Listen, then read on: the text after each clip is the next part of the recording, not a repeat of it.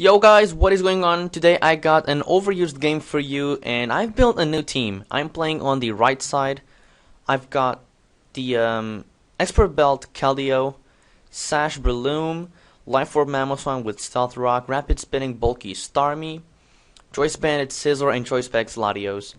I'm playing against Green Line. He's got Magnezone, Garchomp, Rotom, Jellicent, Scizor, and Mamoswine, so I don't know. I think Mamoswine has rocks. Scizor is probably Bandit or Swords Dance. Jellicent is bulky. Rotom seems choiced, and so does Garchomp, and Magnezone might be sub. So, I don't know really what he's going to lead off with. I don't know. Maybe he's Rotom, maybe he's Garchomp if he's Stealth Rock variant. So, for this reason, I'm going to lead off with my Breloom to get a Spore on something, and it's a Sash Breloom, so it's currently used as a lead. He goes for a trick though, so he tricks me the Specs, which I really did not see. I didn't think he would waste it turn 1. So I pretty much have a crippled Breloom and I'm forced to switch.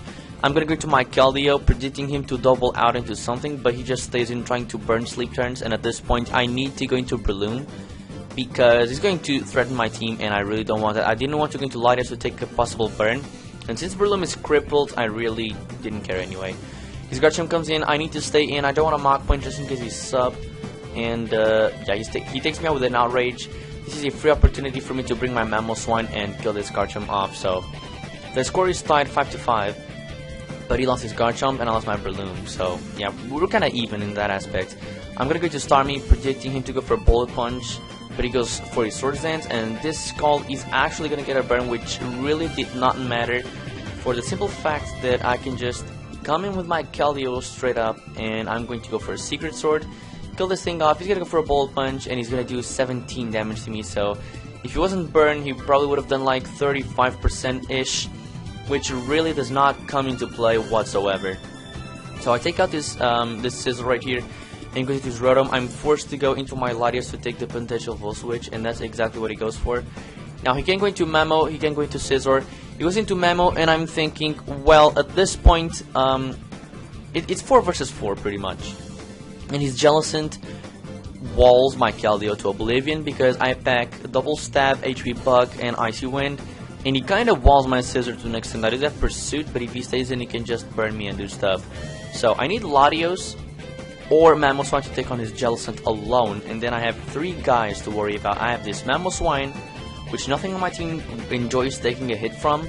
Then I've got his Rotom, which Scizor cannot kill, Keldeo cannot kill without prior damage. Mamoswine is completely walled, and then I've got Latios, which I'm battling against, using against Mamoswine rather. His Magnezone gets killed by Keldeo, by Latios, by Mamoswine. So Magnezone is the least of my concerns, and at this point, I think he's not gonna go for an Ice Shard because he probably assumes I'm gonna switch out. So I'm gonna go for a Surf. And the motherfucker has a Sash Mamoswine mid-game. I'm like, what the fuck, man? He kills me off with an Icicle Spear. And I'm like, well, shit. I just lost my best entry to his Jellicent, and things are not looking good. So I need to Ice Shard with my Mamoswine, and his goes down. So it's 3 versus 3. At this point, he might go to Jellicent or Rotom. He goes into his Jellicent, and I need his Earthquake damage. I'm gonna go for it. Does 75%. Oh my lord. He goes for a Skull, and I live. And this is the key play of the match. I know he's gonna switch. I'm gonna set up my Stealth Rocks. Yes, I'm gonna set up some juicy Stealth Rocks late game, and this is gonna be so huge. I'm gonna get some prior damage on this because I know the only way I can kill this is with Keldeo's Secret Sword. So I'm gonna go to my Scizor, knowing that I can take 1 hit. He goes for Volt Switch, and I say I can take another one. So this is good information for later on. I'm gonna go for a U-turn. If you wanted to send it in Jellicent, he would have died. If you wanted to send in Magnezone, I get Switch Initiative. If you wanted to stay in, he would have died. So, win-win situation for me. I'm gonna get to Keldeo, and I know he's gonna switch to Jellicent, and I need to double out into Scizor. So, I catch the switch to Jellicent right on the money. I get it correctly, and I'm praying to God that I outspeed so that I can go for a U-turn and kill off this Jellicent, and I do outspeed. So, thank God he's running a slow Jellicent. Now, I'm gonna go to Keldeo because I need to. And this is another game-changing plan because if he Hydro Pumps and I switch to Scizor, I lose the game. And if he Volt Switches and I stay in, I might be able to live it, but I'm not gonna kill it off. So he might get also a crit, and I don't know how things are going to play out. So He might also have Thunderbolt instead of HP Ice, so he might have Trick, Hydro Pump, Volt Switch, and Thunderbolt. If he has Thunderbolt, he kills me off.